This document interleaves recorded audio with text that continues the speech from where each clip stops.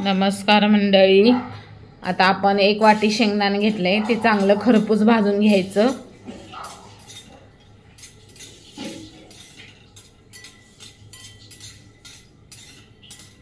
चांगलं भाजून घेतल्यानंतर आपण ते शेंगदाणे काढून घ्यायचं एका प्लेटीत. 2 चमचे तेल टाकलं, 1 चमचा मोहरी टाकलं, 1 चमचा जिरं टाकलं, 2 कांदे बारीक बारीक चिरून टाकले.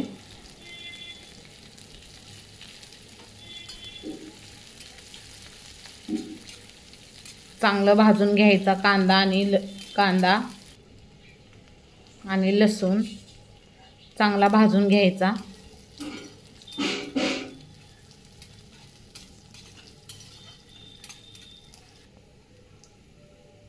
एक चमचा आपलं घरगुती चटणी टाकल्या, 1 चमचा हळद टाकल्या. चांगलं मिक्स करून घ्यायचं.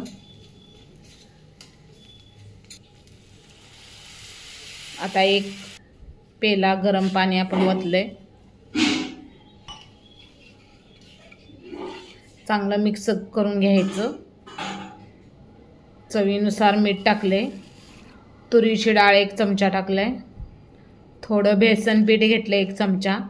शेंगदाण्याचं कूट आपण घेतले, भाजून शेंगदाणे आपण घेतले.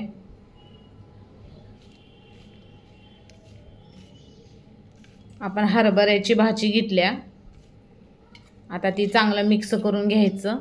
थोडं शेंगदाणा आपण टाकलं, चांगलं मिक्स करून घ्यायचं. आता आपण ह्याच्यात सगळं ते टाकून द्यायचं. थोडं थोडं टाकायचं. चांगलं मिक्स करून घ्यायचं.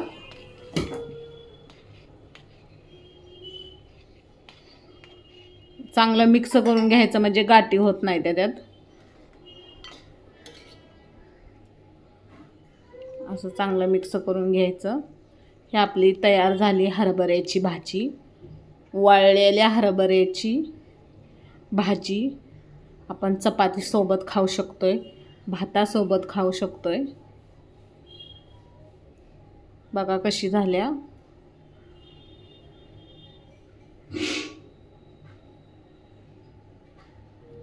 आवडले असले तर लाईक करा.